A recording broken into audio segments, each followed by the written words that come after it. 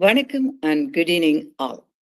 On behalf of புரட்சிக் கவிஞர் பாரதிதாசன் தமிழ் மன்றம், I wish all the wonderful women around the world a very happy Women's Day. I'm Daisy Jayaprakash, who is moderating today's event. இன்றைய நிகழ்ச்சியை பாரதியின் மாதர்தம்மை இழிவு செய்யும் மடமையை கொடுத்துவோம் என்ற வரிகளோடு தொடங்கலாம் என்று எண்ணுகின்றேன்.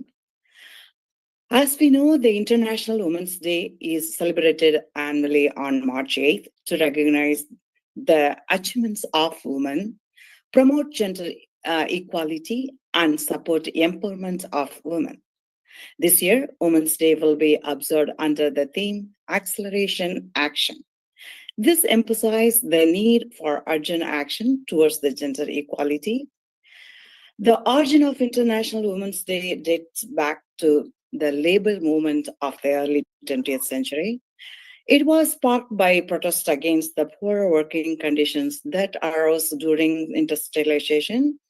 In 1908, 15,000 women marched in New York City demanding their rights, and Clara Zetson proposed an international dedicated to women in 1910. Following this, the first Women's Day was observed in many countries in 1911. In 1917, the Russian women's strike led to the official recognition of March 8th as the official date. UN formally recognized the International Women's Day in 1975, further cementing its importance. International Women's Day is seen as a day to address gender inequalities beyond a traditional celebration. In heights economic inequality, political underrepresentation, and gender-biased violence against women, while fostering global solidarity for women's empowerment. The day continues to emphasize laws and social changes that shape women's rights. Over the past year, women in countries such as Afghanistan, Iran, Ukraine, India, and US have fought for the rights amid war, violence, policy changes in their respective countries. Today, we are having two wonderful guests, former Canadian politician, Member of Parliament, Thirumugu Rathika Sitsabeeshan, and Thirumugu Chitra Jayaram. Please join us. Welcome Thirumugu Chitra Jayaram, independent filmmaker and educator. Chitra Jayaram is a physical therapist turned filmmaker with a master in finance in film from University of Texas, Austin. Her work prioritizes subverting stereotypes by framing narratives that highlight perspectives, struggles, and intricacies that are left out. In her film, Rags to Pads dismantles stigmas around menstruation, and Foreign Puzzle explores motherhood through cancer. Her upcoming film, Our Daughters, examine open adoption through an immigrant lens. She has also produced Amma's Pride, a powerful film about a supportive mother and her daughter's fight to legalize her marriage. In addition to directing and producing, she edits as well. She's the adjunct faculty at NYU. I will turn it over to Chitra Jayaram. The stage is yours, Chitra Jayaram. நன்றி daisy. வணக்கம். And தமிழ்ல பேசணுமா இல்ல இங்கிலீஷ்ல பேசலாமா இல்ல உங்க சாய்ஸ்ங்க, எதுலனாலும். Okay. Vanakkam, and இதுக்கு I mean, thank you for inviting me to join this gathering. And I always in the commemorative months, commemorative days, always are very contemplative spaces, right? As நான் பிறந்தது வந்து தூத்துக்குடியில. And in a very big family. Eng amma was one of 8 children, and so I had a lot of cousins. And summer holidays kalam party oda gramathukku povom. And few words that I'd never liked was பண்ணாதே, பொண்ணா இருந்தா இது பண்ணாதே, இல்ல பொண்ணா இருந்தா இது பண்ண முடியாது. Like this was all these two words were always um, words that activated me, and things that I always felt the need to push against. The moment இது பண்ண முடியாது, பண்ணக்கூடாதுன்னு சொன்னாங்கன்னா அது பண்ணியே ஆகணுங்கிற ஒரு சின்ன வயசுல இருந்தே that was always there. Always seeing என்னோட பவுண்டரிஸ் என்ன, எது வரைக்கும் like, and I want to keep expanding. என்ன பண்ணலாம், பண்ண முடியாது, அண்ட் ஏன் பண்ண முடியாது, ஏன் பண்ணக்கூடாது. அது இந்த வயசுன்னு இல்லை, எனக்கு விவரம் தெரிஞ்ச டைம்ல இருந்தே அது அந்த மாதிரி தான். I also was very lucky to have a father who was naturally not gendered. So எனக்கும் என் தங்கச்சிக்கும் தம்பிக்கும் வித்தியாசம் கிடையாது. எங்களை 3 பேருமே வாடா போடான்னு தான் சொல்லுவாரு. எதுவா இருந்தாலும் அட் ஹோம் அப்பா அப்பா அப்பா பார்வையில நாங்க 3 பேரும் ஒண்ணுதான். நாங்க 3 பேரும் என்ன வேணாலும் பண்ணிக்கலாம். ஸோ வீட்ல வந்துட்டு எனக்கு ஒரு there was a level of freedom and expectation, and வெளி உலகத்துக்கு போறப்போ அது கிடையாது. So constantly there was this battle between what I was allowed. When I say home, just my father and mother, not even extended family. And தூத்துக்குடியில இருந்து அந்த ஒரு அந்த ஊர்ல இருந்து every migration இந்த ஊருக்கு போறப்போ it was always constantly different forms of experiencing that. So and then part of I started out as a physical therapist, and I also noticed that a lot of professions women join are professions of caregiving, which is also why a lot of nurses or physical therapists or the teachers, professions where it's an extension of this big burden of motherhood, right? Like motherhood is embraced, but it is also I have a friend, எனக்கு ஒரு friend இருக்காங்க ப்ரொடியூசரா இருக்கிறப்போ, she's one of the few producers. அவங்க சொல்லுவாங்க, when a male producer goes into a set, there is not this expectation of mothering from the male producer, but when a female producer goes into the set, there is அரைவணைப்பு, பாசம், அதெல்லாம் எதிர்பார்க்கறாங்க. And she'll be like, செட்டுக்கு போனதும் first thing she'll say is, நான் உங்க அம்மா கிடையாது. Then she'll start, because the burden of motherhood is there, right? So part of when I got into filmmaking, it was the first profession where that I was in where women were a minority, a significant minority. And also, if you're a woman of color in the United States, it has its own set of barriers. Plus, things that I was naturally doing, பண்ணாதே முடியாதுங்கிறதெல்லாம் இங்க வந்துட்டு it started taking a different meaning, and even broader needs for assertiveness. For example, நான் காலேஜ்ல இருக்கிறப்போ I realized most of my white professors had no idea what this lived experience was. What does it mean to come from displaced families? இதெல்லாம் நம்ம and அவங்களுக்கு புரிஞ்சாதான் நமக்கு access உண்டு நம்ம பண்றதுக்கு. So I realized right from the beginning, when filmmakingல I have to make a film which works, but I also have to constantly keep creating a pathway and make sure that weeds don't form in that pathway so somebody else can follow, because that pathway didn't exist. And it continues to be the case in very specific terms. So when I came to film, I saw this as it was unlike physical therapy, which I came into. Physical therapy la na enna pandradhu, in many ways it was a profession that was not gendered. There were men and women, they were doing the same kind of things, at least in the US. So when I came to filmmaking, the gendered expectations were significant. What does that mean by that, right? That the kind of stories you were allowed to tell or you were expected to tell were narrower. And then if you were in the US, if you are a woman of color, or as if like when the Foreign Puzzle, the film about breast cancer, features a Mexican American woman. So I cannot tell you the number of funding organizations that I have had conversations with, where casually they'll be like, did you not find a brown woman to tell the story with? As if I'm incapable of connecting with a Mexican American woman or any other woman to tell the story. And these are not questions someone will ask a white director or a man, that whether they can tell a story of someone else. So நான் என்ன கதை சொல்லலாங்கிறதுக்கு நிறைய barriers உண்டு. அப்புறம் expectation, right? So நம்ம போனதும் they see our face. The expectation is south Asian ஸ்டோரியோ இல்ல அந்த கதைகள் தான் பண்ணுவேன். ஸோ ஒரு 1 or 2 years நான் வந்து இன்டென்ஷனலா சவுத் ஏஷியன் கதைகள் பண்ணல.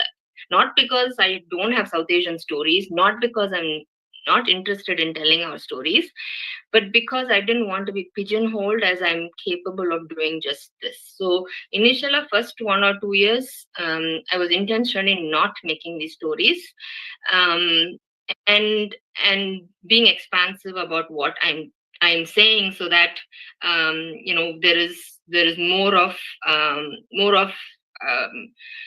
a cross-cultural intersectional lens. The other thing that I realized was, they say, we want a seat at the table. I actually realized we need to set the table, because the table itself was problematic sometimes. The table was not made for the kind of things we want to do. What do I mean by that? இப்போ the distribution, like padam, in the film world, or or any artist in the US, you can broadly say, or in the Western world, and I think to some extent India la kuda சொல்லலாம் இத பத்தி. India நம்ம ஒரு இந்த மாதிரி படங்கள் தான் பண்ணலாம், இந்த மாதிரி படம் பண்ணீங்கன்னா இந்த மாதிரி பிளாட்ஃபார்ம்ல போடலாம், இல்ல யூடியூப்ல போடுங்க. Like there is this assumption that people are only going to watch a certain kind of things, or there are gatekeepers. இவங்க இப்படி பண்ணினாதான் நாங்க எடுத்துப்போம் அப்படின்னு they start telling me things. What I realized is there is no such thing, that taste is cultivated. That means, what people want to see, what people want to engage with, அதெல்லாம் வந்து, just as we learn to eat new foods, listen to new music, we learn and engage with all kinds of content. So part of, at least in the last 4-5 years, the things I've been particularly interested in is learning to narrow my focus. So like Desi sonna madri, I try to limit the stories I'm telling within the 4 walls of a home. ஏன்னா குடும்பம் நம்ம வீட்ல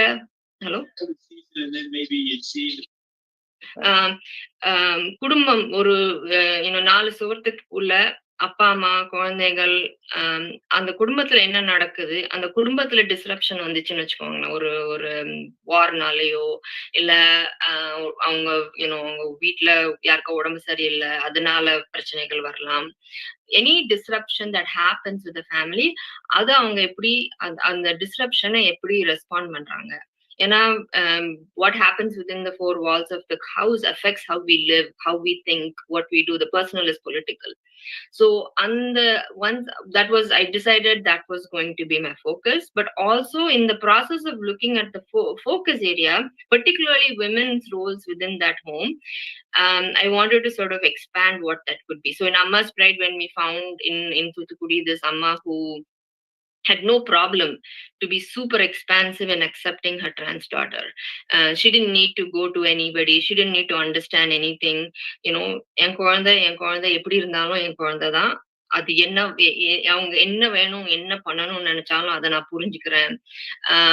And so this expansive motherhood felt like something that was worthy of glorifying. Or இப்போ நான் பண்ற படத்துல வந்துட்டு, இப்போ ஒரு அடாப்ஷன் படத்துல intersectionality பாக்குறேன், where there are 2 mothers in the story. One is a mother who gave birth and was not in a place to care for her children. அவங்க அந்த குழந்தைய தத்து கொடுத்திருக்காங்க. அந்த தத்து எடுத்த அம்மா வந்து she initially was unable to have children, but she comes to a place of gratitude இந்த அம்மா குழந்தை கொடுத்ததுனால. அண்ட் ஸோ அந்த அவங்க கதையை வந்து ஒரு 6 வருஷமா எடுத்தேன். ஏன்னா I was fascinated by the friendship that these two moms had, because typically என்ன மாதிரி கதைகள் வரும்னா, ஒருத்தங்களுக்கு குழந்தை பிறக்க முடியாம ஒரு குழந்தை வந்தாங்கன்னா ஒரு பொசசிவ்னஸ் இருக்கும், ஒரு இன்செக்யூரிட்டி இருக்கும். அவங்களுக்கு அந்த இன்னொரு அம்மாவை வந்து அவங்க வாழ்க்கையில சேர்த்துக்கொள்ள முடியாது.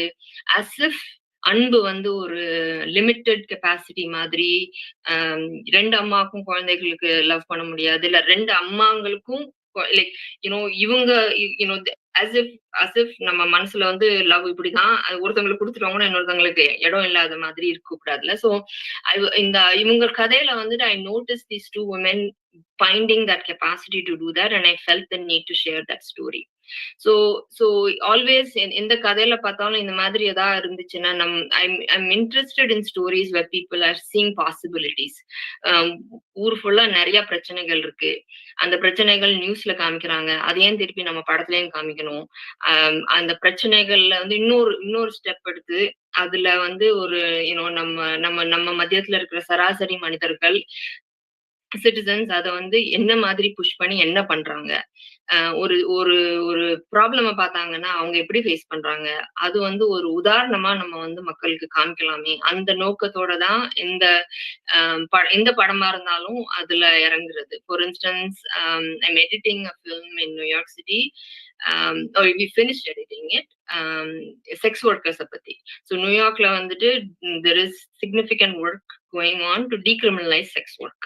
செக்ஸ் ஒர்க்கை வந்து ஒரு labour rights, looking at it as access to work, and the need for dignity and protection of labor. அந்த ஆங்கிள் இருந்து அந்த படம் அந்த டைரக்டர் பண்றாங்க. And that was so that kind of like again looking at sex workers, their families, and what they need, and why are they doing what they're doing, why are people choosing to do sex work, that became the focus, right? Now where I am is I'm adding, I like I said, part of it is paving the path. Second, this year, next year, and hopefully in the years to come, the focus is also thinking about audience, the people for whom the films are being made, right? அவங்க so இப்போ இந்த வருஷம் வந்துட்டு we are thinking of using data and how people interact. கதைகள் எப்படி நம்ம மக்களுக்கு கொண்டு போய் சேர்க்கிறது, right? இது if the film is not on Netflix, and I'm not talking about my film, in a given calendar year in the United States, at least 20 to 30,000 films are being made. அதுல நான் வந்து I can say that there are good 2,000 films that we all should be watching. But we really get to in the top 100, 200 films that will get a lot of attention, and really the top 15, 20 is what everybody gets to see. So how do we get some of these really, these gems that are made by people that probably don't have the money to push, to push the marketing that is necessary, right? So this 2 years I'm doing sort of like a pilot study to see how can people with low budgets cultivate the audience and how to connect with people. Second is mentoring, right? Second thing that's important is like what I didn't have when I was a student filmmaker, what I didn't have in the few years that I ended up making so many mistakes and learning from my mistakes, is paying it forward. So part of the work is making sure every year that I'm having one or two student filmmakers or topics that I care about. Like last year, for instance, Palestine struggle was really important for me. And so I was mentoring a filmmaker that was making content for Al Jazeera. And then in the version that I'm mentoring a student who has access to a story that is very personal. And, in shaping these stories, I feel like I am helping people know about these issues from a perspective that is usually not available to us. And then in teaching, helping people. One of the big things I'm interested as a teacher is, at the end of my semester, if students go out, understanding what is their artistic vision, because it took me 5 years to understand that I am interested in telling stories about the family. What if that becomes an active process right from the beginning? நமக்கு என்ன கதைகள் என்ன பண்ணணும்னு நம்ம கொஞ்சம் ஃபோக்கஸோட பார்த்தோம்னா அது எப்படி இருக்குங்கிறது. And then finally, I think expanding women's issue outside women's perspective. And then that was like Daisy was saying, Rags to Pattern or first ஒரு படம் பண்ணினேன் when I was still in college, I think.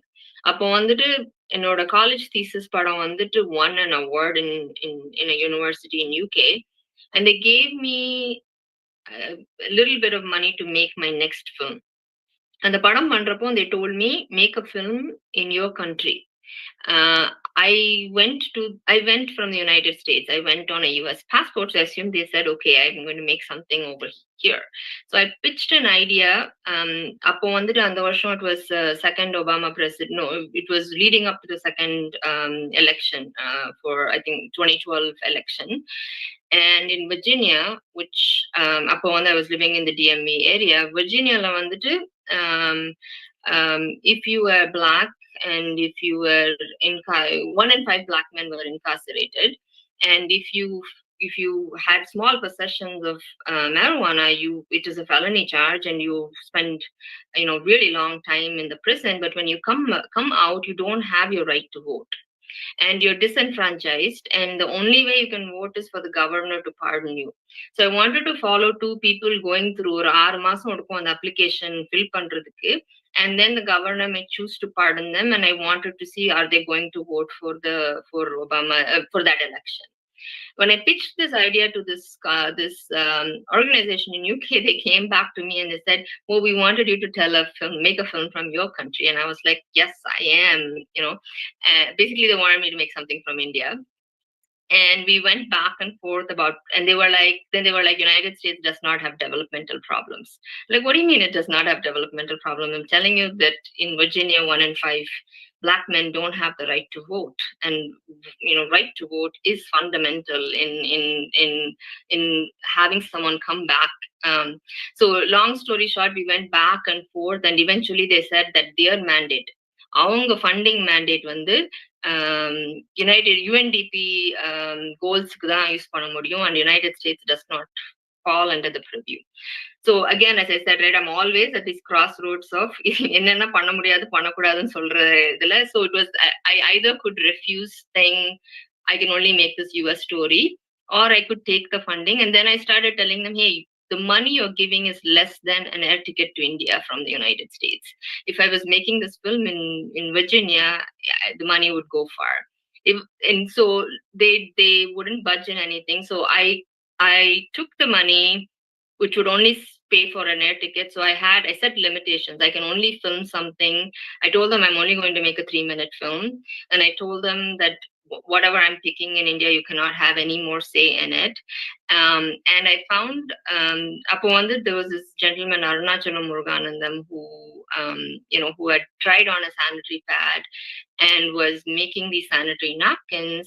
And I just went to him and I told him I want to make a film, but I want to make a film, but that's only 3 minutes long. And he was like, it takes me 17 minutes to tell my story. What do you mean you're going to tell my story in 3 minutes? And so he gave me permission, because at this time he was doing TED Talks and he was doing all these major things. And he was fascinated that I was willing to do it in such a short form. And I asked him for 1 hour of his time. And instead then I asked him to connect me with somebody in a village in Tamil Nadu who has economic sustainability. அவங்க கிட்ட இருந்து அந்த sanitary bad எப்படி make பண்ணுவாங்க, அந்த manufacturing கத்துக்கிட்டு இண்டிபெண்டா இருக்கிற ஒரு பெண் வந்து எனக்கு கனெக்ட் பண்ணி விடுங்கன்னு சொன்னேன். அந்த 3 நிமிஷம் படத்துல இவருக்கு வந்து பாதி டைமும் அந்த அம்மாக்கு பாதி டைமும் கொடுத்தேன்.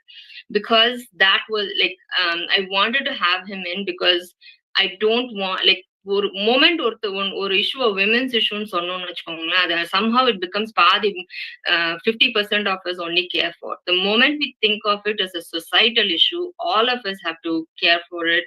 We all have to contribute. Only then it changes. And so it was important to have him in there.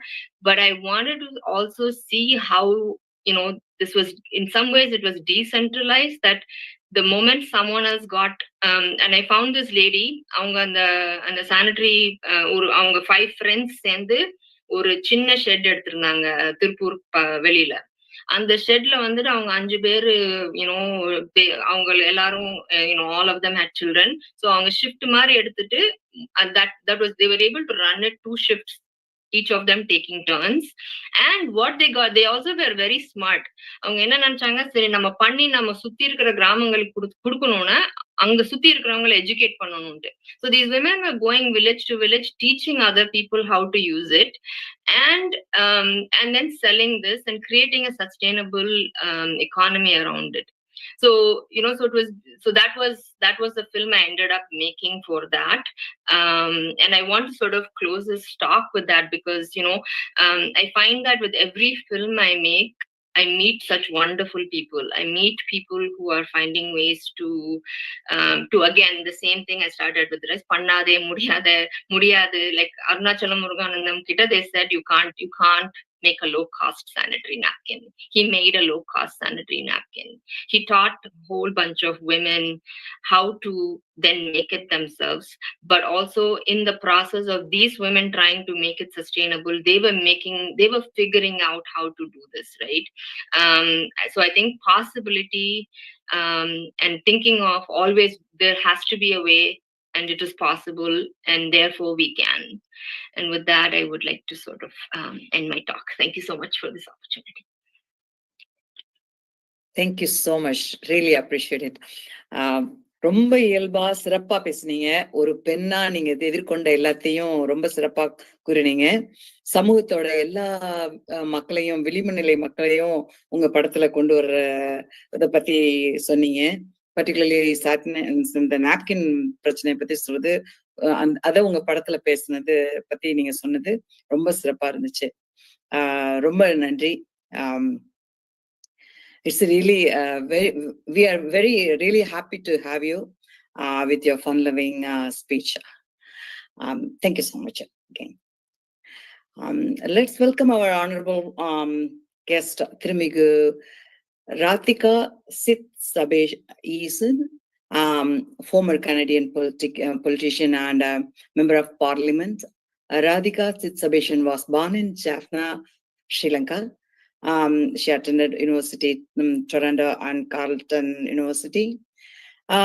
She has served in various roles in New Democratic Party, including campaign manager and been as advisor to NDP leader Jack Layton on Tamil issues. Sitsabesan won 2011 Canadian federal election after securing 8,935 votes, which is 41%. Sitsabesan became the first Tamil Canadian to be elected to the House of Commons of Canada. Sitsabesan is a recipient of V.K. Krishnan Menon Institute, the Institute's Personality of the Year Award in 2012. The award was conferred on her for her untiring efforts on human rights issues in Sri Lanka, opposing the persecution of Tamil minorities in Sri Lanka. She says that her focus is people being treated with fairness, equality, dignity, with justice. I'll turn it over to Rathika Sitsabesan. The stage is yours. Thank you so much, Daisy. I appreciate it. Good evening, everybody. Vanakkam. Happy International Women's Day 2025. And I just want to, before I get started, acknowledge that I am in Orangeville, Ontario in Canada, which is the traditional territory of the Anishinaabe, the Haudenosaunee, who are the Iroquois people, the Ojibwe, Chippewa peoples, and the Potawatomi and Odawa of the Three Fires Confederacy. This territory here is covered by the Upper Canada Treaties and the Haldimand Treaty, and it is unceded Indigenous territory that I occupy today. As I get started, I would like to socially locate myself a little bit. I'm here before you as a Tamil woman, as a survivor, a daughter of survivors, a sister, a mother raising the next generation in a world that still demands that we fight for justice. As Daisy mentioned, I'm a barrier-breaking former politician, a recovering politician, a professor shaping young minds and sometimes older minds, and a mompreneur balancing the demands of a small business and single motherhood. And like many Tamil women, I come from a history marked by resilience, by struggle, and by the necessity to fight for our space, whether it's in politics, in business, in the classroom, or in community. It's always that need to create my space and fight for the space that I occupy, because the chair was never pulled up for me at any table. I had to either take my own chair to the table or create my own table and sit around it myself with like-minded individuals. My story is deeply tied to the ongoing pain, I must say, of Tamil mothers who in Ulam who are still searching for their missing and or murdered sons and husbands, to the weight of intergenerational trauma that has been passed on to me. And I do my best to interrupt that passage of the trauma to my daughter, and the responsibility that I know that I carry forward, our collective fight for justice as Tamil women. I recognize the many privileges that I have, and I'm very grateful for those blessings, like education, for example, the fact that I get to be a survivor and I get to live in Canada and have so many privileges. And so this year's theme for International Women's Day is Accelerate Action. So for me, that's moving beyond discussion and conversations and to making tangible change. Why that theme really resonates with me is that I've always been a person of action, because like I said, there weren't many pathways that were clearly laid out for me, and I needed to always blaze my own trail throughout my life. As a child of war and an immigrant starting school in Canada for the first time without ever knowing the school environment and not having a strong grasp of either of the official languages here in this country, I knew that I had to figure out my own path. And this was only going to happen for me by jumping into action and advocating for myself. And eventually I knew that I had built in me the capacity to be able to advocate for others. And I knew that I had to advocate for the underrepresented voices, those who had been pushed into the margins of society. So very early on, I became an advocate for youth inclusion, women's rights, labor rights, immigrant advocacy and inclusion at all tables. So I know on the poster it said I was going to talk about politics. So let me talk a little bit about my political foray. For me, it really started with community development and advocacy, because that started for me when I was 7 years old. Some of you are probably like, what, 7 years old? Yeah, because when we came to Canada, I didn't know Tamil, because I had only learned Tamil here and there, whatever we spoke in the home. I had never been to school. So Tamil was very important, and our Tamil identity and holding on to that was very important for my parents. And so they found Tamil school in Mississauga, the community where I grew up in. And we didn't have a car, so we had to take 3 buses every Saturday morning to get to where the Tamil school was happening, because there was only one location in all of Mississauga. And at first I thought it was fun and exciting because I had never been on these giant buses, or maybe I was, and I don't know. It was an experience. It was an expedition, so it was fun for me. But then very quickly, every Saturday morning, having to wake up early, take 3 buses and get to Tamil school when I knew that all my other friends were either sleeping in or hanging out, having fun, playing, it became quite exhausting, and I didn't want to do it. I didn't want to go to Tamil school anymore. So I had a problem. My pain point was that I didn't want to do this. So I had a conversation with my parents about it. Really, it was my father, and said, I don't want to do this anymore. If Tamil school is so important for you, then you need to make it easier for me, because I'm not doing this 3 buses every Saturday morning business. And so that was really my first exposure into community advocacy work, because what we did was we reached out to the local school board trustees and said, hey, can we please start another Tamil school that's maybe in this neighborhood, because Mississauga is a huge community. And we faced many no's, where the Tamil community was such a tiny community in Mississauga back then. And they're like, no, we don't need another one. And we kept on knocking on doors and finding people in positions of power who kept on saying no, until we found one person who was willing to take a chance and said, all right, if you folks do the work, sign up 25 people, I will find a school in a different neighborhood than the neighborhood that is there. So that's what we did. 7-year-old with daddy in tow made flyers and went knocking on doors of where we thought Tamil people lived in our neighborhood, in the broader neighborhood. And we signed up 25 people. And that advocacy, from the pain point of that 7-year-old, we were able to start Tamil school with the Dufferin Peel Catholic District School Board as part of their heritage language program. And that starting of Tamil over many decades grew to seeing Tamil as one of the heritage language offerings at 10 different schools with 10 different classes in each location. And it was a thriving language as part of the school board and the program that they were offering. And for me, I learned through that the importance of building relationships and truly spending time with people to learn their pain points. I knew my pain point as a 7-year-old, and we were able to find a solution for that. And in the decades to come afterward, I don't know the numbers, but I'm going to take a guess and say tens of thousands of Tamil children have gone through that program. And many communities, many Tamil families have been able to hold on to their Tamil identity.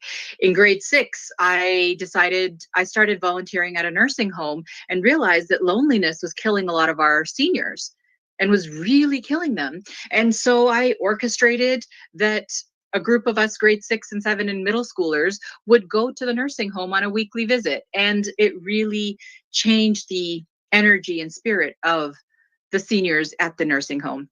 So the reason I say all this is because I didn't go into federal politics because I wanted to be a politician.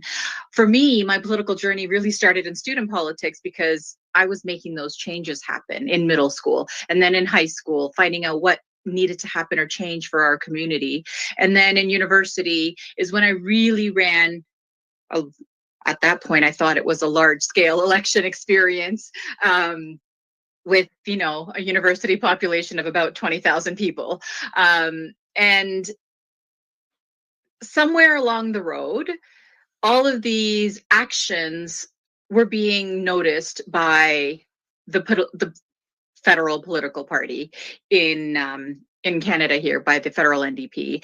And while I was a student in my undergrad, I got a phone call one year saying, hey, we've noticed you and would love for you to run in Scarborough as our NDP candidate in the next federal election. And I was like, what? Me? I was 22 at the time, still an undergraduate student living in Ottawa, which was, the nation's capital, 6 hours away from Scarborough. And I didn't know what was going on. I was like, no, I'm not ready to be a federal candidate. I can't, because I knew in my head, growing up, watching the news every night with my dad, that if you were to be a politician, like the people I see on the TV, you had to be an old white man who comes from wealth and was either a doctor or a lawyer. I was a young woman of color growing up in poverty and maybe was going to be a doctor or a lawyer. My mom wanted me to be a doctor and my dad wanted me to be a lawyer. So I had maybe that going on. The only thing I knew for sure is that someday I'd be old. So I figured old was probably 40. I mean, now I don't think 40 is that old. But at that young age, I thought maybe when I was 40, I could run for politics and make change happen at that point. But when they asked me that was in 2003 or 4, I was like, no, I can't run. And then again, I was asked again in the 2008 election this is where in your introduction, Daisy, you had mentioned that I had been a campaign manager for an NDP campaign. I was working as a campaign manager. And then the party came to me and said, you need to be a candidate. Pick a riding, any riding, and go be a candidate. We'll support you. And I was like, no, I'm not ready to be a candidate. I'm here to support other people. And then in leading up to the 2011 federal election, it was really in 2009, I had finished my master's at this point, and after working for the provincial labor board, I had found myself gainfully unemployed because I'm always rocking the boat no matter where I go, because when I see inequities, injustices, I can't just not do anything. And so I shook the boat at the labor board and found myself, kicked to the curb because, well, not really kicked to the curb, but I found my contract not renewed because the white man that was in charge felt like I was maybe challenging his authority, or maybe that I was going for his job even. I don't know what was going on. I never had the opportunity to ask him, but I wasn't at the labor board anymore. And I was working on employment insurance reform in Canada, working with the labor movement and working to change how employment insurance is calculated, how it's run in Canada. And Ryerson University at the time was running a panel similar to a panel like this, I guess, and invited me to speak at that panel. And in the audience that day were 2 members from the candidate search committee for Scarborough Rouge River for the next federal election, whenever that was going to happen. They reached out to me and said, hey, would you ever consider running? And have you ever thought of politics? And I was like, oh yeah, of course, politics. Yes. When I'm older. Because at this time, I'm only 27. I have a long way to go to get to 40, right? To get to old. So I thought that I couldn't do this. And I self-selected out, as many women do when you're called to positions of leadership or positions of leadership, or to take a chance. Many women have traditionally and conditioned to self-select out. Like Chitra had mentioned, people saying this, you can't do this, you can't do that. These are areas where as a woman, as a girl, you can't do. And societal conditioning told me that I couldn't, I wasn't ready. I'm not old enough. Because remember, you have to be an old white man, wealth, doctor or lawyer. I wasn't old enough. And I definitely wasn't going to be a doctor or lawyer at that point. I decided that for myself. Something shifted in me when Jack Layton, the former leader of the NDP, reached out one day and said, I've been trying to have conversations with you, and I've been really trying to get you to join our team, and I would love for you to join us. And he offered mentorship. He offered a willingness to have conversation, and he offered mentorship, where I felt like maybe I wasn't going to be alone in this. And having those champions along the way are critically important for all of us, whether you're women or not. Having champions are critically important. And having that conversation with Jack was, I guess, the tipping point for me in deciding that I would run. I had been having about a month-long conversation with that candidate search committee in 2009 as to whether I wanted to do this or not. In 2011, though, when we did run that campaign, my campaign started in 2009, before the election was even called, because for me, I'm that community activist. So I was very embedded in the local community. I knew my neighbors. I got to really know the neighbors and the communities and the people and what was important for them.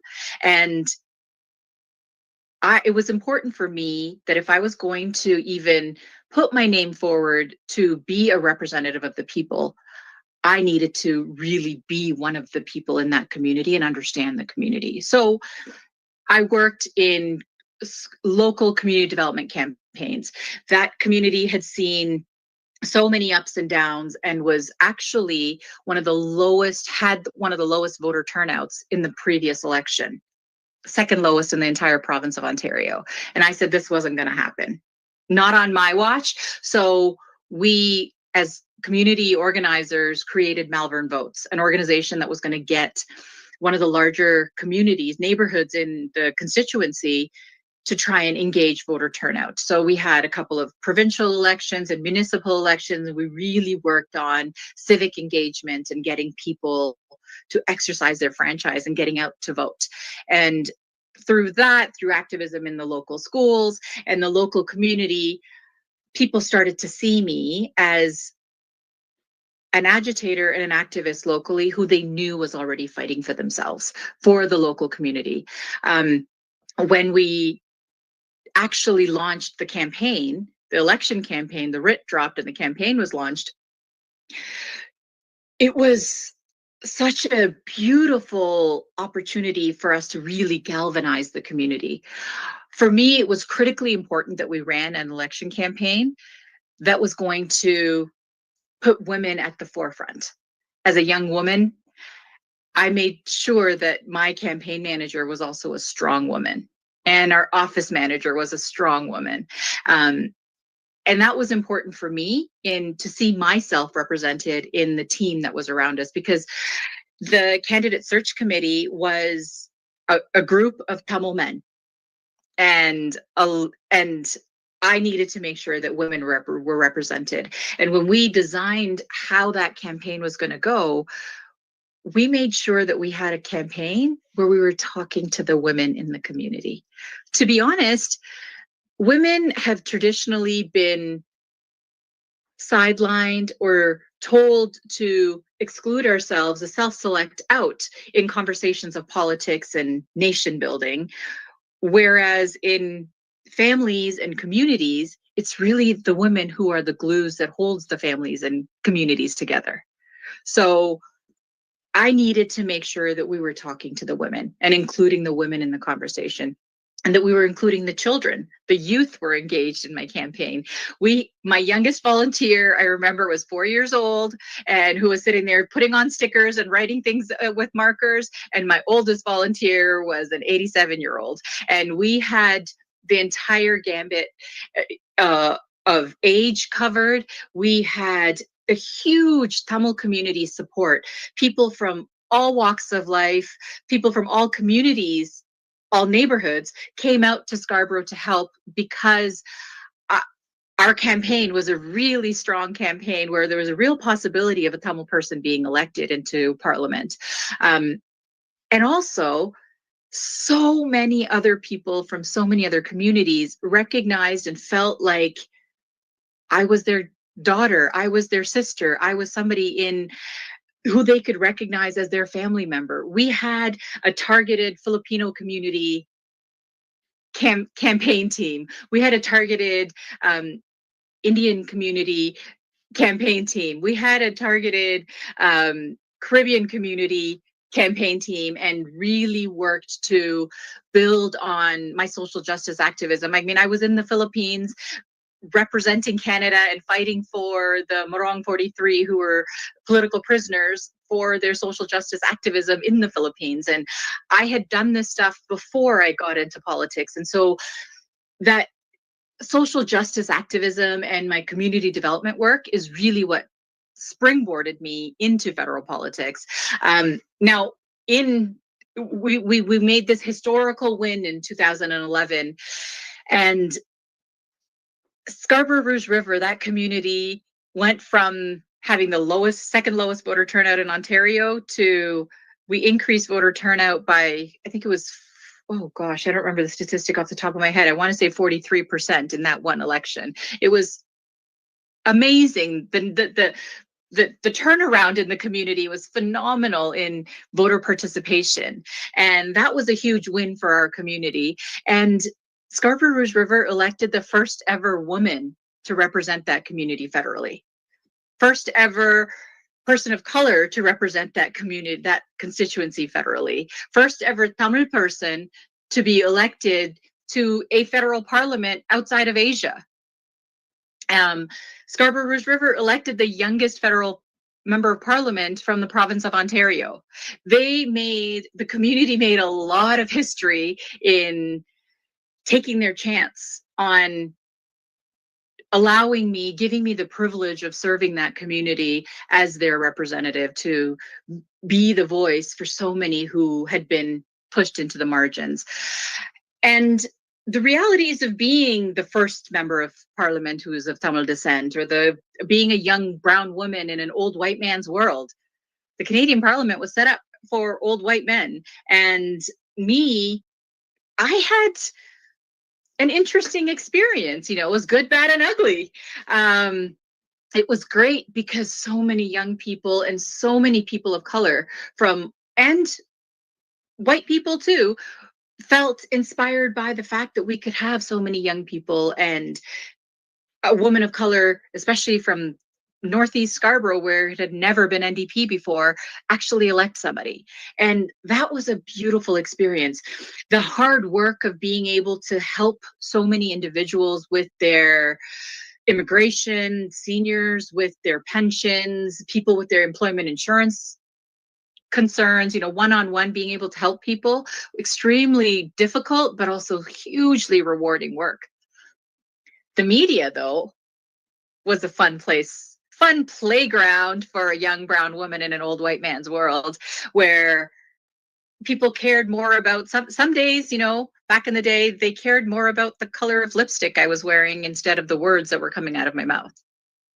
Because that was something that we needed to be critical about of a young woman, rather than the contribution she was making to policy and legislative change in this country. I had certain ministers across the aisle who would be there every single time I was scheduled to speak, would make sure they were present, and would heckle me every single time to throw me off my game, to make sure that I didn't sound articulate, so that they could trip and fall. The Tamil community even had very different expectations of me as a member of parliament than they would have any other member of parliament. Rightfully so. As a Tamil person, I'm expected to really understand the pain points of the community better. I believe I did. I do, as somebody who is a survivor and somebody who is a member of the community.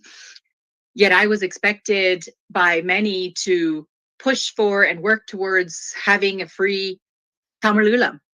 And when I wasn't able to deliver that as an independent, as an opposition member of parliament, I was seen as a failure.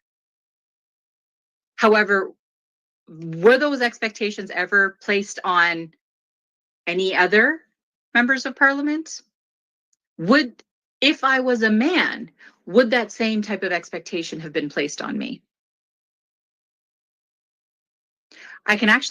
We can talk about the realities now, because after me, there has been a Tamil man elected to the Canadian Parliament. And to my understanding, those same expectations are not placed on him. And he is not judged as harshly as I was. So being the one who blazes a trail, yes, we have different expectations on our shoulders. Are they fair? I guess the test of time is how we figure that out. For me, it is critically important that we continue being in action. So yes, of course, after in 2015, when I didn't win my re-election, I took time for myself and I jumped into education. I jumped into the world of being a college professor, and my area of expertise is really in business, is in people leadership and people management, human resources and labor relations. So I started teaching business and leadership, and now I'm a full-time faculty at Centennial College, and that's what I'm doing as my full-time gig. But my need for social justice activism continued in me. And so while I was a sitting member of parliament, I traveled to Sri Lanka for the first time since I had left as a 5-year-old. And I was able to take a friend of mine with me who's a filmmaker. Chitra, I'm tying into your world now, who's a filmmaker, and took him with me. And we captured a whole bunch of footage of my first experience being there. We were under siege. We were under constant surveillance. I had to deal with field interrogations. And for me, it was really an opportunity for me to meet my family, who I had fled 27 years prior. And I wanted to meet my family, see my family home, and really get to know the land that connects me to my umbilical cord into that land. And as of 2022, we made a film that finally came out last year called Ray of Hope. So now I'm in the world of filmmaking too. So Ray of Hope is a documentary film. It's a feature-length documentary film. It focuses on the genocide of Tamils. It focuses on the intergenerational trauma and the strength of Tamil mothers. The film really looks at the 26-year armed conflict, the war. It celebrates the resilience of Tamils, the strength, and our hope for a better future to come. Our film, I'm really proud of what our little film has done. We've won over 16 prestigious awards at film festivals. We were nominated for 68 awards across 22 film festivals worldwide.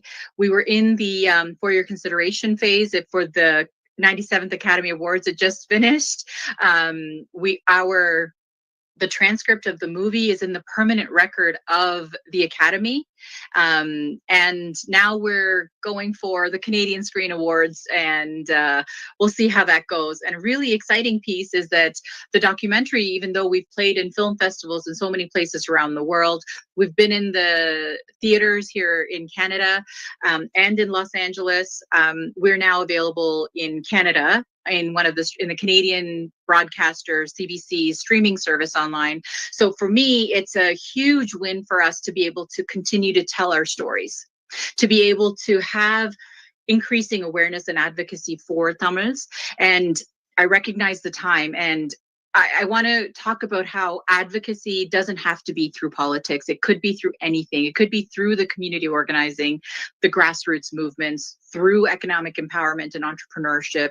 For me, I decided though I was a college professor, I needed, as a single mom, you need multiple incomes. So I started my own small business in HR consulting, and as a mediator, I do mediation. And building that empowerment for myself and for my daughter to see that as a woman, we don't need to depend on anybody else. We can take care of ourselves, and the types of social impact that we can have through whether it's ethical sourcing of our materials or with whom I'm willing to engage in contracts, the mentorship that I engage in now, because I learned the value that I got from the few mentors that I've had along the way. I do my best to support and mentor people. And today, as a college professor, I get to educate people and mentor them and make sure that I'm creating spaces where there's a lot of critical thinking, there's civic engagement, and safe spaces for people to be their true selves. And so we could continue our advocacy work through education, through obviously media, art, storytelling. Chitra is a great example, and I think Ray of Hope is a phenomenal example as well. And of course, the cultural and social change that we're doing.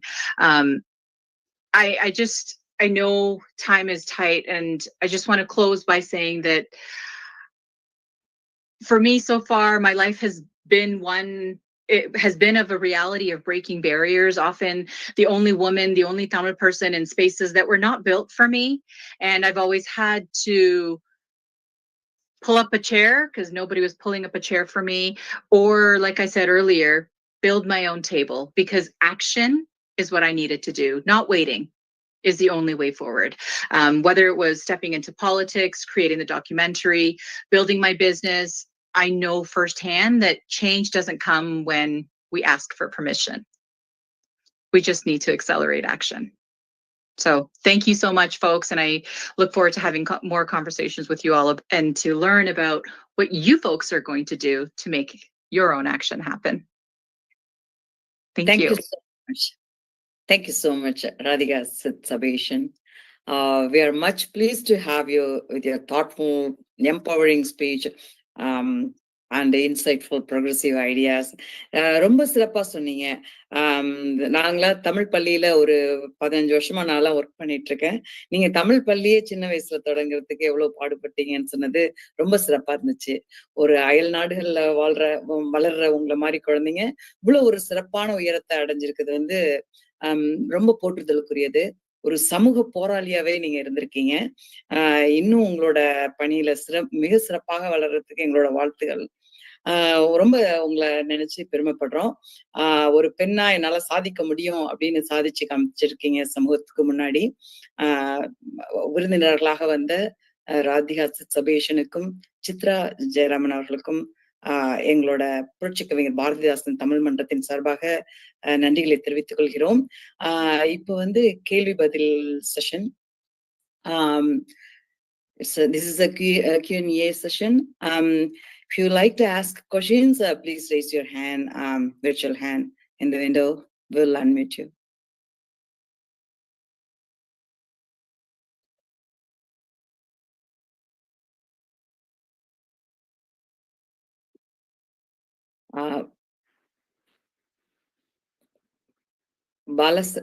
Duraikannan ஐயா, நீங்க உங்க கேள்வி கேட்கலாம். கையை உயர்த்திருக்கீங்க.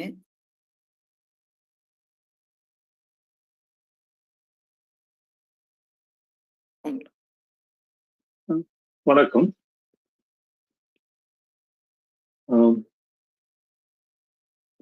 ரொம்ப இன்று மகளிர் நாள்.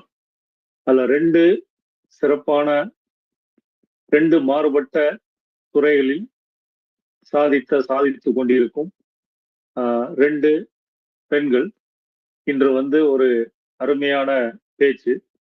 இதை கேட்கும் பிற பெண்களுக்கும் ஊக்கம் ஒரு வகையில 2 மாறுபட்ட துறையில இருந்து பேசினாங்க. அது ரொம்ப போற்றுவதற்கு உரியது.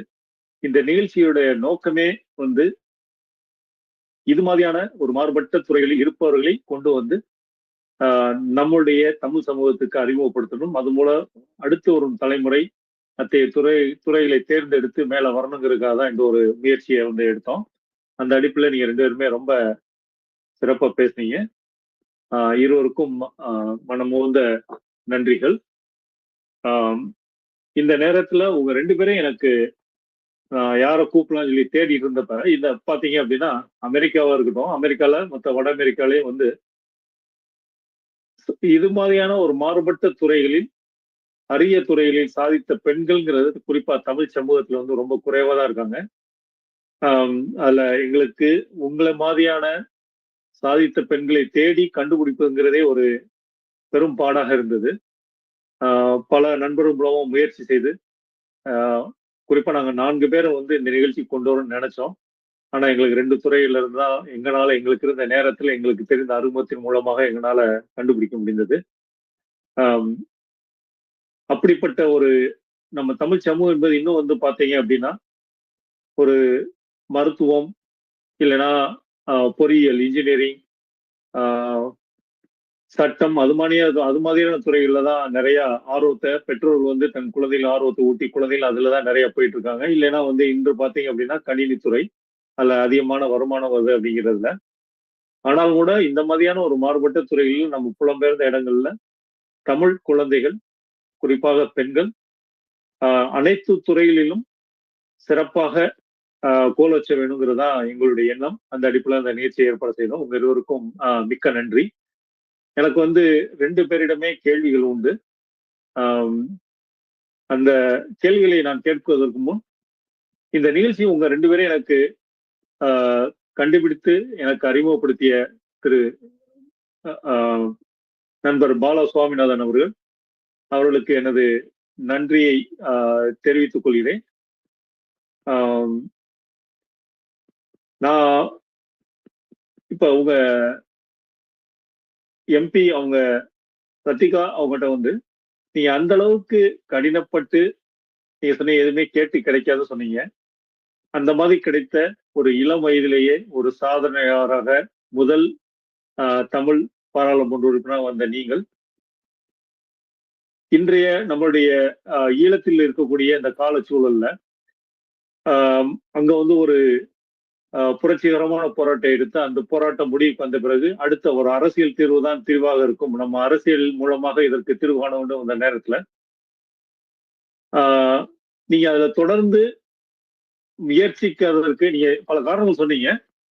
அதிகாரம்ங்கிறது வந்து பல விடயங்களை நமக்கு சாதிக்கிற உதவுங்கிற அடிப்படையில அதுல மீண்டும் அதில் ஈடுபடுவதற்கான அரசியலில் ஈடுபட்டு உங்கள் மனதிலே தீயாக எரிந்து கொண்டிருக்க அந்த எண்ணத்தை நிறைவேற்றுவதற்கான முயற்சியில் ஈடுபடுவதற்கான எண்ணம் உங்களுக்கு உள்ளதா அப்படிங்கிறது. அதே நேரத்துல அங்க நம்மளுடைய ஈழ குழந்தைகள் வந்து துப்பாக்கிகளை தூங்கிய பெண் போராளிகளை உலகத்தில் வேற எங்கும் பார்க்காத அளவுக்கு அருகில் இருந்து பார்த்து வளர்ந்த ஒரு சமூகம் போருக்கு பின்னால் அவர்கள் ஒரு சோர்வடைந்த மனநிலையில் இருக்கும்போது நீங்க உலகத்தில் உள்ள ஒரு பெரிய நாட்டினுடைய எம்பியாக அங்க நீங்க போன பொழுது அவர்களுடைய இங்க இருக்கும் பெண்கள் அங்க இருக்க பெண் குழந்தைகள் மனநிலை என்னவாக இருந்தது அப்படிங்கிறத பத்தி நீங்க சொன்னீங்கன்னா சிறப்பா இருக்கும். நன்றி. Okay, well, two things, I guess. I'm not sure உங்களோட கேள்வி if I fully correctly understand it. இது நீங்கள் இங்க கனடாவில திரும்ப பாலிடிக்ஸ்ல ரீஎன்டர் பண்றதுக்கு இஷ்டம் இருக்குதுன்னு கனடால பாலிடிக்ஸ்ல இருந்து இல்ல கனடால பாலிடிக்ஸ்ல இருந்து ஈழத்தினுடைய தமிழ் ஈழம் கிடைப்பதற்காக இங்க இருந்து நம்ம வந்து இப்ப புலம்பெயர் தமிழர் தான் உலகத்தினுடைய we are working from the diaspora is working throughout the world wherever they are, right? I mean, this is a great opportunity to be in political power, to do the advocacy to achieve Tamil Eelam. On that front, I'm wondering whether you have again look into the look into your career of politics and right. Okay, do something. That's my first question. Absolutely. I mean, being in positions of power in politics can definitely help to push the agenda forward with the first and foremost the recognition of genocide and the establishment of the independent nation state of Tamil Eelam, right? That's not the only way to do it, though. Since 2015, when I stopped being a member of parliament, I didn't stop my advocacy work. I have continued, and actually now as an independent individual Canadian, working with so many of the global diaspora, we have been able to make truly more meaningful impact in the global scene through engaging with the UN mechanism, through working with the global diaspora and unifying our voices as much as possible, where our members of our diaspora are willing to come together and work together. We have been doing that work, and we have been making significant inroads. Even the movie is a contribution to that work, right? Because if you've had a chance to watch the film Ray of Hope, you know that it's the first ever documentary that's been made in English, full-length documentary that's talking about the stories and lived experiences of the resilience of Tamils. We've had documentaries like No Fire Zone and The Killing Field of Sri Lanka, where they show the wars and the atrocities, the gory side of the experience, where really it pulls your heart out. What we try to do is through film, because this is a way that we can reach so many different people who are not traditionally engaged in politics. We can reach them in their homes, in their movie theaters, to learn about the genocide of Tamils. Because even people here in Canada who know me, who know many Tamil people, don't know the reality, the truth of the genocide of Tamils by the Sri Lankan state. So that ongoing genocide needs to be recognized. And yes, it would be great if we had politicians who are on board and supporting us. And so, yes, if I was in the House of Parliament right now, it would help, I'm certain. However, we do need to engage more people. Am I working towards a re-entry into politics? Right now, the answer is no. I've learned, though, from Jack and through my lived experience now to never say never. Anything is possible. But right now, my focus is healing myself, building and pouring into my daughter to interrupt that intergenerational trauma, passage of that trauma to her. I want for her to live a life where she knows anything is possible and she doesn't need to be bound by a lot of the societal constrictions that I or many of our sisters were bound by. And your second question was about what might have been the thoughts of the young women and girls, Yeah, exactly right. When the when I was conflict first elected, and the shift in being women who were leading the fight, right? Having the Karambulihal, or the women, what are they called? Battalions of women, was an innovative way of fighting for our lands. And yes, women led so many ways. And if you look at I think the book is somewhere right here. The ways of our leader Velupula Prabhakaran, Annan was very much about treating everybody with equality, equity, and justice. And that it didn't matter if you were a male, female, woman, man. If you had the capacity to do it, you were put in those positions of leadership. And that's generally the type of society that I want to be part of. And that's a society that he was building and that our community is capable of. We are a community that is progressive and resilient and strong. And so I'm not going to pretend to know what was going through the minds of those girls or women or grandmas. All I know is what they have shared with me, and that in that moment, it was an opportunity to see the light, that there is light at the end of the tunnel, that there is, maybe, watch me play on words here, a little sliver, a little ray of hope. And that we could as a community, but it's not on me. It's really the community coming together. It's about us as a diaspora community reaching out to me, other Canadians, you folks, other Americans, people in Germany, to other Germans, and whatever. We are scattered around the world, to bring those community members to also work with us, to join arms with us, and for us to build that advocacy community. So I can't speak for what was going through other people's minds. Thank you. I'm just grateful for the opportunities. Thank you. Thank you so much, Radhika. பாலாயா, நீங்க உங்களை unmute பண்ணிட்டு பேசலாம்.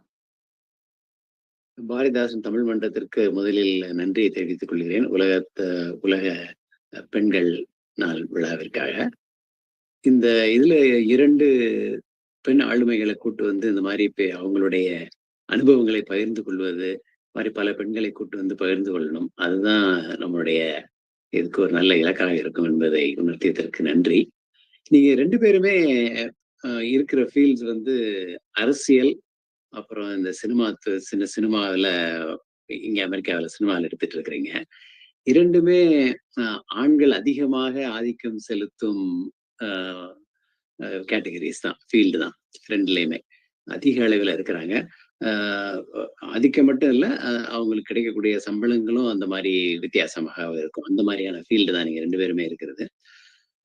இதுல வந்து உங்களுக்கு சில தடைக்கற்கள், இந்த road blocks அப்படின்னு வரும் பொழுது அதை வந்து எப்படி நீங்க சமாளிக்கிறீங்க? நீங்க முறையிடுவீங்களா?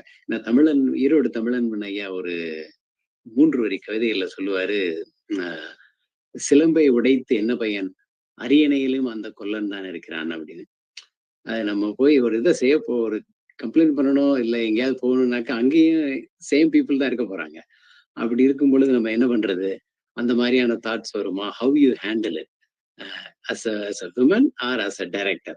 நீங்க எப்படி பண்ணுவீங்க? அதுக்கு சித்ரா நியூயார்க்ல நீங்க இருக்கிறீங்க, அதனால if you could answer that would be nice. Sure. And then I would like to hear Ms. Radhika's views also, especially with related to politics. Situations vandadunaka, how you handle that, the roadblocks. Thank you. Thank you. That's a really good question. Right? Like, so I would say starting with pick your battles, right? You can't go into like, but for example, like very early, profession ஆரம்பிக்கிறப்போ initially I only wanted to direct and produce. I wasn't thinking of myself as a technical person, but very soon technical fields la women ரொம்ப கம்மி, like camera operating or editing or sound mixing, color correction, இதுல எல்லாம் பாத்தீங்கன்னா it's only men.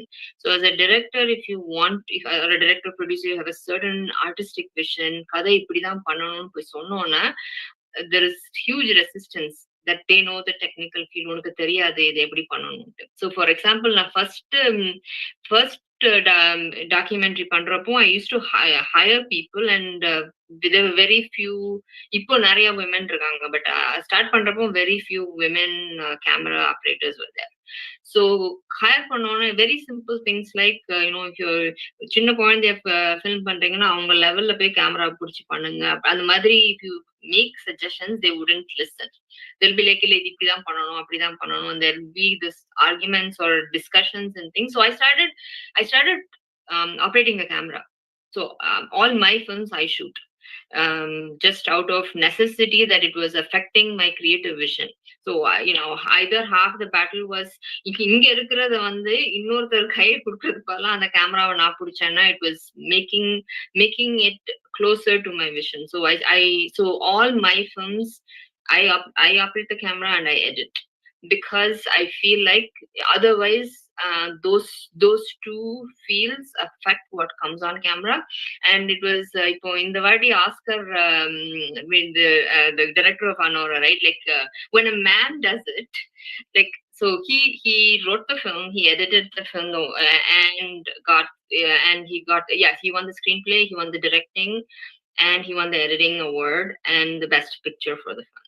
But when a man does all of these things, they're never going to ask him, you've taken on too many roles. But every single time I do that, they'll be like, why? Like, the assumption is you're doing all of this because you can't afford people, not that you're choosing to do this for your creative vision, right? So so I don't tell everybody I do everything. I just tell I've directed the film.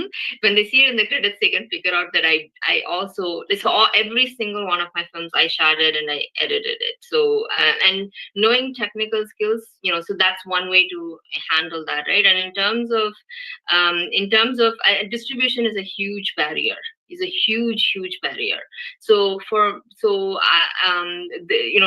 instead of expecting people to distribute, I have created my own pathway. So I would say that I'm fairly economically sustainable because of creating that pathway. So sometimes you have to do the things, and then I have created teams of women that I work with, and I have to also create role models of better leadership, collaborative leadership, and working within almost every community group I'm a part of is a collective where there is much more of a democratic leadership position. So those are the ways with which I'm working around that. Yeah, thank you. Thank you. Radhika, உங்களோட கருத்தையும். I guess I'm adding the politics angle to this. Because I'm not a filmmaker. I just was a catalyst to make a film. So I don't know any of those technical things you talk about, Chitra. But let me talk about, I guess, being a huge challenge for me is being the first or being the only, right? Walking into rooms where I was the only young brown woman who was expected to be an assistant. I would go to events and, you check in at the welcome desk and they'd be like, oh, and you're here with whom? Because I was going to the VIP table to check in, and they'd be like, oh, you're here checking in for whom? Oh, Radhika Sitsabasin, the member of parliament. Okay, and they're going to be joining soon? It's like, no, I'm her. hi, I'm her. And, that expectation from people that because I'm a woman, because I'm a brown person, because I'm young compared to everybody else, that I was supposed to be somebody's assistant, and being not seeing me on any screens before me, not seeing or knowing that there were people who walked that path is quite a challenge. And so for me, what I did was I leaned back into my community roots. So for me, in the world of labor organizing, there were many Black women who had paved their own paths. And no, it's not the same path that I was walking, but it was a very similar path. And so I had strong sisters in labor who were able to share their learning, share their experiences, and also shoulder some of the burden for me, and help open doors sometimes, and really supported me. I had to constantly prove myself, prove that I'm intelligent, that I'm able to be a lawmaker, that I had the experience, the leadership, the expertise, the credibility to be able to be in these rooms, these conversations when you are writing legislation or making changes, speaking in the parliament.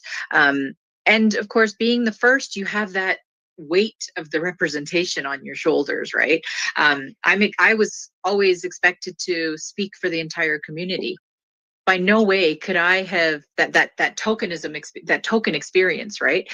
There's no way that I could speak for the entire Tamil community or the entire experience of young women or women of color. Yet many spaces I was put into expecting that I was going to be able to speak on behalf of the entire intersectionality of whichever community that I was representing. Navigating sexism and racism. Those are both very real in Canada, and they're very real in the spaces of politics, facing microaggressions and overt forms of aggression from colleagues, from the media, and even constituents who felt like I wasn't good enough. Like I mentioned earlier, I was constantly judged more harshly than the men, than my white counterparts. In debates and personal choices, whatever it was, and constantly having those double standards, right? Where if this is, I've said this so many times, when a male is strong and powerful, he's defined as assertive and a good leader. But when a woman of color is strong and powerful, she's aggressive, she's too ambitious, she's, out to get gold digger, trying to make a way for herself and not really doing things to build community. So there's double standards. And I know that I had always had to work 3 times harder to be treated less than equal. And that is and was my reality. And my goal is that for Maya and for the young women and girls who come after me, that it's different. Like I said earlier, those barriers to the old boys club or the networks, those networks didn't exist. So I had to create my own other avenues to have access to mentorship and networks to get that support. I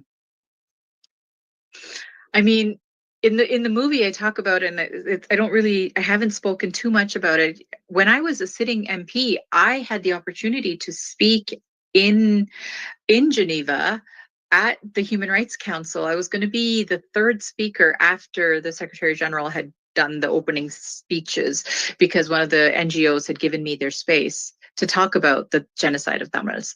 But I was sidelined by the leadership of the party to not participate. And I was going to face punishment if I had gone. So there's that expectation, and maybe we call it, the pet to threat, where a young woman of color is treated as a pet and supported until she grows so powerful that, oh no, now she's a threat and needs to be sidelined. With Jack, I was thriving, but then he passed away, and my experience really shifted when Jack passed away. community expectations. I spoke about this, right? And how there's a difference in expectations for me versus somebody else who is a member of parliament as well. And with the world of politics, that personal sacrifice and mental load, and I'm sure in filmmaking too, Chitra, like burnout, constantly saying that I'm not working and hard enough when I knew that I was working harder than anybody else who was there, right? I knew that I was working 97% and playing 3% of the time, and everybody was telling me that I was going to burn out real fast, and I did burn out, but it was real, dealing with harassment in person, online, threats. I had people threaten my life because I wasn't doing good enough work, doing what they were expecting me to do. I refused to be a puppet for anybody, any one organization or another. I refused to be a puppet, and I had threats on my life. But I had to always show up in the public, not afraid, because I needed to know that I was doing everything I could to be that strong woman, to be out there, strong leader to be out there. I had to make choices about my personal life because I was in the public life. There's so much extra scrutiny on a young woman in politics than there would be on a white man in politics, or a man in politics for that, right? So for me, I guess there's a lot of these challenges. And again, I'm going to come back to the theme for this year is action. And so I did everything I could to support mentorship initiatives, to invite and actually bring young women into my offices. Almost, except one young man I hired, all of my staff were young women, because I wanted to make sure that I was opening doors to have young women in those spaces of power where they could negotiate and be involved in parliament, in the world of politics. I continue to do that as much as I can today. Thank you. ரொம்ப நன்றிங்க ரெண்டு பேருக்கும். Sorry if that was a long answer. There's so many. ரெண்டு பேருமே took a deep dive. ரொம்ப ரொம்ப நன்றி. நீங்க சொன்னது வந்து சித்ராவுக்கும் பொருந்தும். அவங்க வந்து அம்மா ஸ்ப்ரேட் வந்து இதே ஒரு மென் direct பண்ணியிருந்தாக்க it would have reached so many other avenues and other thingsங்கிறது நமக்கும் தெரியுது. Yeah, we see the pain. நன்றிங்க ரெண்டு பேருக்கும். நன்றி பாலையா. ரொம்ப சிறப்பா சொன்னீங்க. உயர்ந்த நிலையில இருக்க பெண்களுக்கு இவ்வளவு தூரம் எவ்வளவு தடைகளை தாண்டி வந்திருக்கீங்க அப்படிங்கறத ரொம்ப விரிவா சொன்னீங்க. மிக்க நன்றி. துரைக்கண்ணன், உங்களோட கை ரைஸ் ஆயிருக்கா? நன்றி. நான் பேசுறதுக்கு முன்னாடி வேற யாருக்கும் கேள்விகள் கேட்கணும்னு தான் கையை உயர்த்துனீங்கன்னா உங்களை கூப்பிடுவாங்க. அடுத்ததாக என்னோட கேள்வி வந்து சித்ராவுக்கு. சித்ராவோட என்னோட ஒரு இன்ட்ரெஸ்டிங் கான்வர்சேஷன் ஆக பொதுவாக நாங்கள் வந்து எங்க அமைப்புல வந்து முதல் நாளிலிருந்து போடுறப்ப ஆண் பெண் வேறுபாடு இல்லாம தான் எங்க அமைப்புல வந்து எல்லா வேலையும் பண்ணுவோம். அந்த அடிப்படையில பேர்களை போடும்போது கூட திருமதி அப்படின்னு போடுறது இல்லை, திருமிகு. அது வந்து பாத்தீங்கன்னா அது பொதுவான ஒரு பால், அது வந்து ஜெண்டர் நியூட்ரல். அது மாதிரிதான் நாங்க வந்து திருமிகு தான் எல்லாத்துலயும் போடுவோம். ஆனா ஆங்கிலத்துல போடுறப்ப எனக்கு அது எப்படி போடுறதுன்னு தெரியல எனக்கு. அதனால போடாம விட்டால் நம்ம ரெண்டு பேரும் கூப்பிடுறோம், ரெண்டு ஆளுமையில கூப்பிடுறப்ப அவங்க வந்து அதை தவற நினைத்துக்க கூடாதே அப்படிங்கறதுக்காக நான் மிஸ் அப்படின்னு சொல்லி போட்டேன். So that required a good conversation. Chitra வந்து இமிடியேட்டா போட்டு அந்த மிஸ்ஸும் போடுறது நீங்க எடுத்தீங்கன்னா நல்லா இருக்கும் அப்படிங்கிற we were going back and forth. I just அவங்கள்ட்ட நான் அந்த காரணங்கள் ஏன் போட்டேன் அப்படிங்கிறத சொன்னேன். அவங்க வந்து ஒரு ஸ்டேட்மெண்ட் சொன்னாங்க, எனக்கு வந்து அது ரொம்ப இதா இருந்தது. All the words in front feels colonial, honorable, highness, etc. So I generally feel that is unnecessary. It is a great equalizer, just like I refuse to put caste surnames.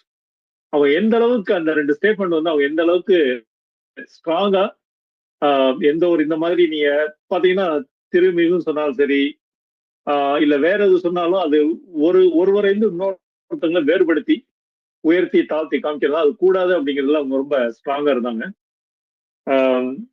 அது வந்து ஒரு ஐ ஓப்பனர் மாதிரி தான் எனக்கு. இருந்தாலும் தமிழ்ல போட்டு ஆங்கிலத்துக்கு சரியான சொல் தெரியல. Thank you Chitra for that.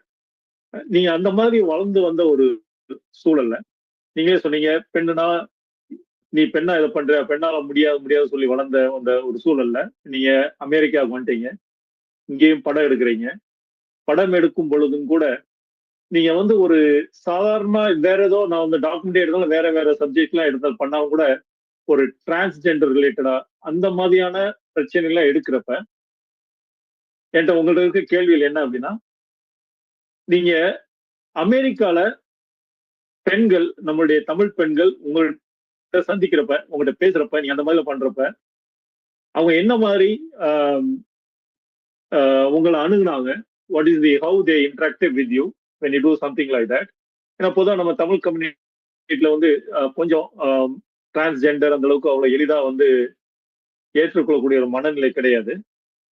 அதே மாதிரி பொதுவாக நீங்க பாக்குற இங்க இருக்க இந்தியன் கம்யூனிட்டி, தமிழ் கம்யூனிட்டி என்ன மாதிரியான இன்னும் வந்து என்ன மாதிரியான அமெரிக்காவுக்கு வந்த பிறகும் என்ன மாதிரியான ஒரு தாட் ப்ராசஸ்ல இருக்காங்க?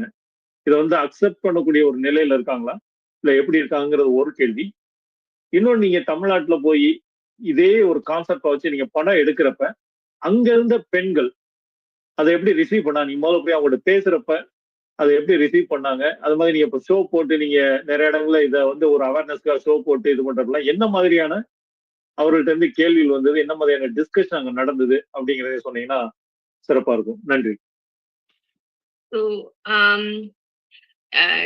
it's always இப்போ நான் அந்த எப்போ எங்க இருந்தாலும் பெண்கள் இப்போ பெண்கள் படத்துல வர மாதிரி, ஃபார் எக்ஸாம்பிள் நான் இந்த ராக்ஸ் டு பேட் பண்றப்போ இந்துமதி அவங்க பேரு, அந்த அவங்க ஃபர்ஸ்ட் நம்ம கிட்ட கேக்குற கேள்விலாம், உனக்கு கல்யாணம் இருக்கா, உனக்கு குழந்தைங்க இருக்காங்களா, உன்னோட வாழ்க்கை. So it's very intrusive questions and I'm okay asking that because அவங்க if someone is going to sit in front of the camera and share their life with me in ஆவண படத்துல, அவங்களுக்கும் என்ன பத்தி கேட்க உரிமை இருக்கு. அந்த கேள்விகளுக்கெல்லாம் நான் பதில் சொல்லணுங்கிற. So it's always so there's always a lot of questions about my status as a woman and what I'm doing.